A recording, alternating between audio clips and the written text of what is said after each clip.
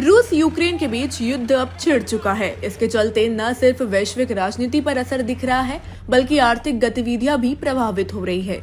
दुनिया भर के शेयर बाजार को झटके लग रहे हैं। क्रूड ऑयल के भाव $100 के करीब पहुंच रहे हैं, जिसका असर दुनिया भर में तेल की कीमतों पर दिख रहा है। भारत की बात करें तो रूस और यूक्रेन दोनों देशों से कारोबारी संबंध है और देश का करीब 1.5% कारोबार इनके साथ होता है।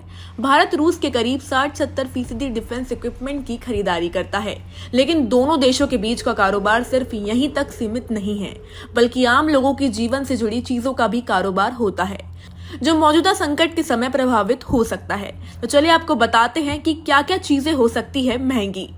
रूस और यूक्रेन के बीच तनाव के चलते कोयला महंगा हो सकता है। इससे बिजली की लागत भी बढ़ेगी।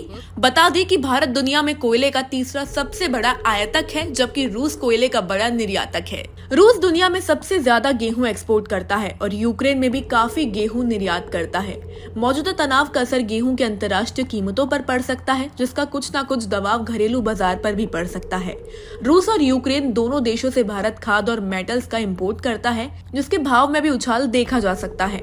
भारत रूस से सीधे सीधे तो ज्यादा तेल इंपोर्ट नहीं करता, लेकिन रूस दुनिया में क्रूड ऑयल का तीसरा सबसे बड़ा एक्सपोर्टर है। यही वजह है कि रूस यूक्रेन के संकट का असर तेल के भाव पर भी अभी से ही दिखने लगा है।